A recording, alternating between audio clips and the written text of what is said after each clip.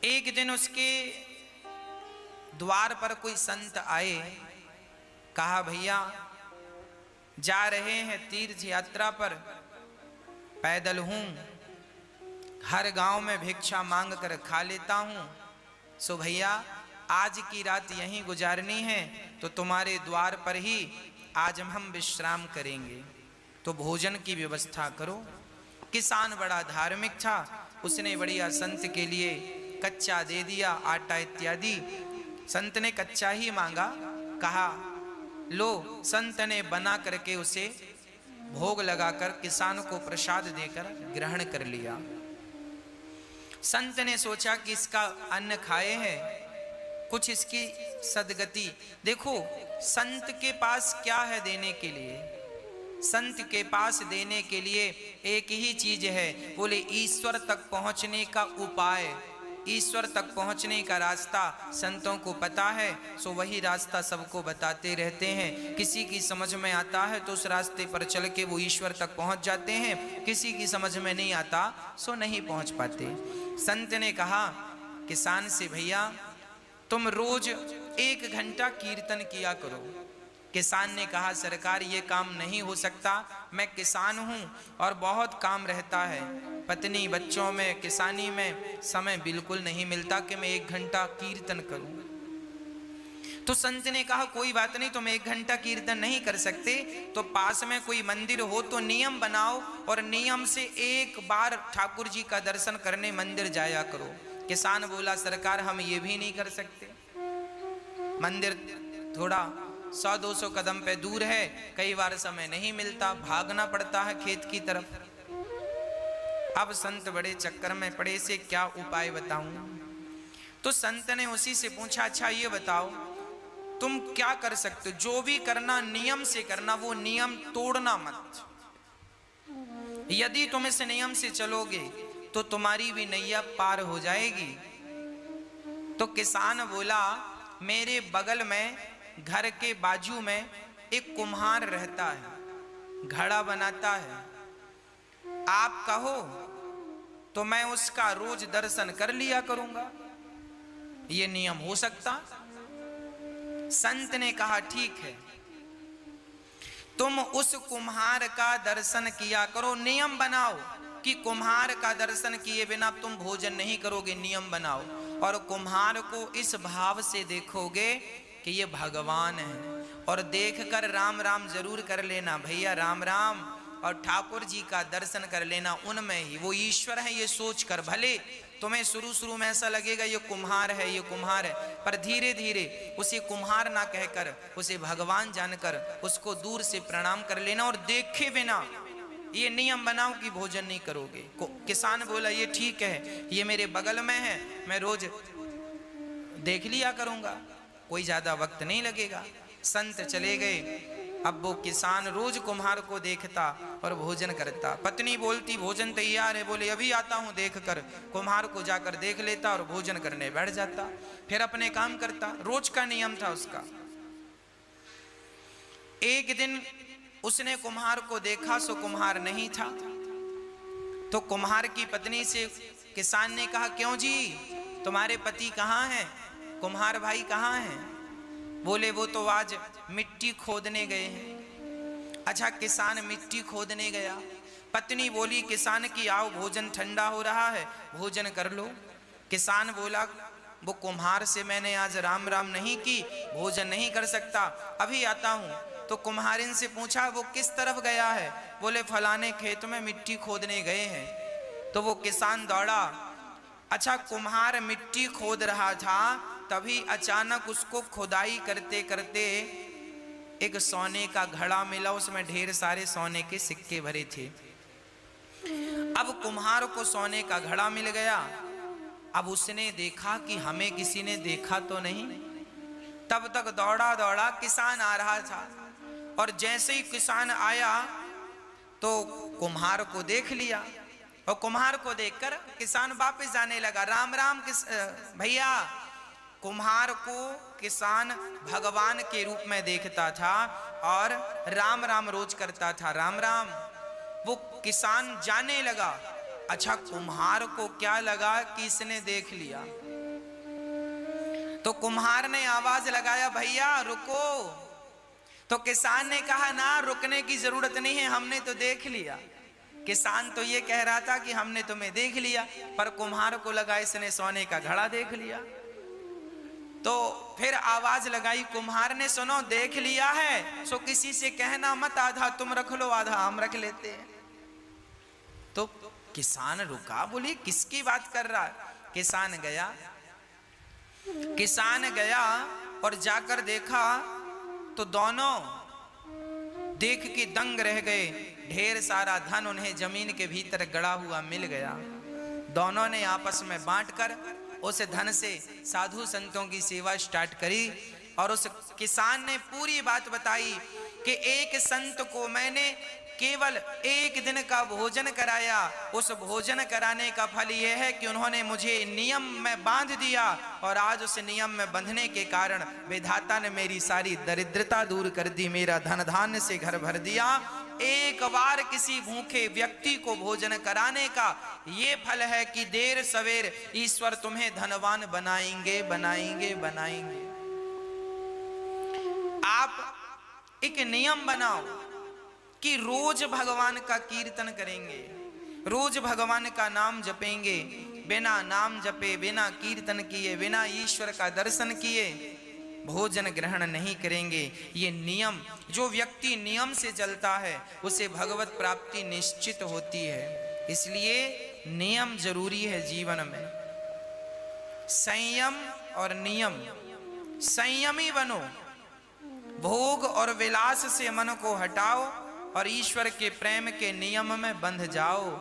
यही है आनंद। जब व्यक्ति आनंद चाहता है तो भगवान की शरण में जाए तो सारा आनंद से उसका जीवन तन मन भर जाए।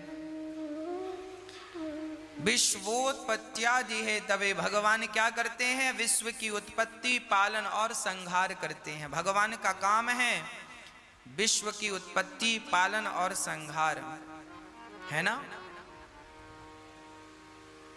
भगवान की शरण में जो है उनका बाल भी बांका नहीं होता। तापत्रय विनाशाय, दैहिक दैविक भौतिक तापा, राम राज्य काहू नहीं व्यापा। 3 प्रकार के दुख सबके जीवन में होते हैं। कोई तन दुखी, कोई मन दुखी, कोई धन बिन रहते उदास। थोड़े थोड़े सब दुखी, सुखी राम के दास। कोई तन से दुखी है, कोई मन से दुखी है, कोई धन के बिना परेशान है। आज सब ही दुखी हैं। कोई तन से दुखी, कोरोना तन से ही तो दुखी कर रहा है। कोई तन के लिए परेशान, तन से दुखी है। कोई मन का रोगी है, मन की इच्छाएं अधूरी रह गई तो डिप्रेशन आ गया, मन में बड़ी चिंता है, मन में बड़ी टेंशन है। हमें बड़ा आश्चर्य लगता है तब जब लोग ये कहते हैं महाराज जी हमें बड़ी चिंता है। हमें सुनकर बड़ा आश्चर्य लगता है तब जब लोग ये कहते हैं कि फला व्यक्ति डिप्रेशन में चले गए। मैं बिल्कुल अपनी प्रैक्टिकली बात कर रहा हूं। मुझे बहुत आश्चर्य लगता है जब ये कहते हैं लोग गुरुजी बड़ी चिंता है। मैं आपसे पूछना चाहता हूं, बताइए आपको किस बात की चिंता है? क्या चिंता है आपको? जो हो रहा है क्या वो तुम्हारी मर्जी से हो रहा है? नहीं, ईश्वर की मर्जी से हो रहा है। अच्छा, जो कल हुआ क्या वो तुम्हारी मर्जी से हुआ? वो भी ईश्वर की मर्जी से। और कल जो होगा वो भी किसकी मर्जी से? क्या तुम्हारी और हमारी? अरे वो भी विधाता की मर्जी से। जब उसी की मर्जी का हो रहा था, उसी की मर्जी का हो रहा है और उसी की मर्जी का होना है, तो तुम किस बात की चिंता कर रहे हो भैया? क्यों दुबले हो रहे हो चिंता कर करके? क्या चिंता है? जो होना है वो होके रहेगा। चिंता मत करो, परमात्मा का चिंतन करो, नेगेटिविटी मिटा दो। नेगेटिव जो सोच है आपकी, नकारात्मकता है, समाप्त कर दो। सदा पॉजिटिव रहा करो, सकारात्मक रहा करो। हम चिंता क्यों करें? क्या हमारे सोचने से, हमारे चिंता करने से क्या कोई समाधान निकलता है? यदि निकलता है तो हम चिंता करें। जो व्यक्ति चिंता कर रहा है, इसका अर्थ यही है कि उसे विधाता पर, भगवान पर भरोसा नहीं है। यदि भरोसा होता तो आप चिंता ना करते, आप चिंतन करते। हे नाथ, होगा वही जो मेरे परमात्मा को, मेरे कृष्ण को मंजूर होगा।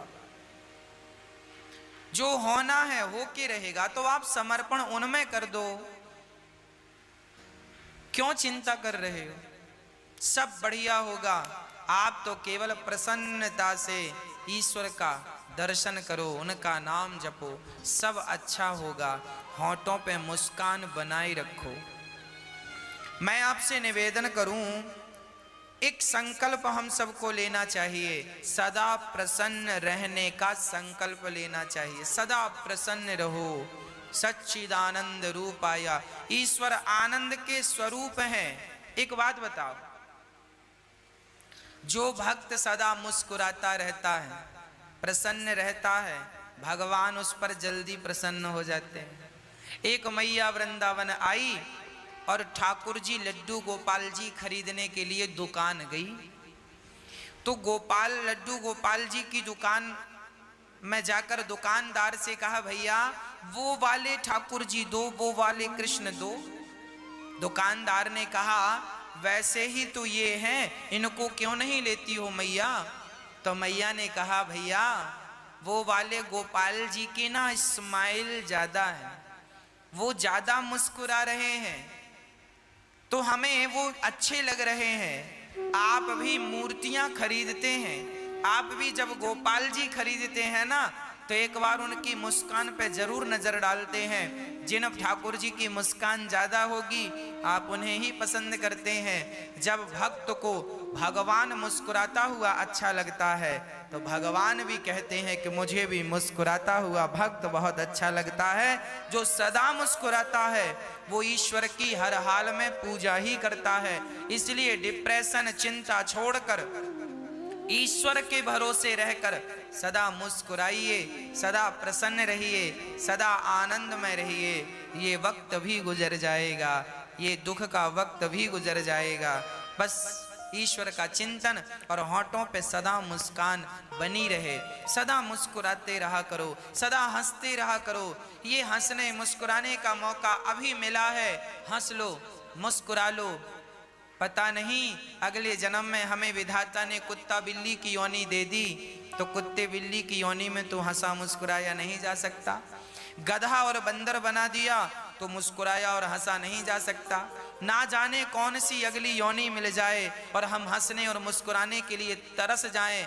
अभी अवसर है, अभी मुस्कुरा कर ईश्वर का धन्यवाद करो, तो आपकी गति बिगड़ेगी नहीं। और आप अभी से बंदर का मुंह बना के बैठेंगे तो अगले जन्म में भगवान बंदर ही बनाएंगे।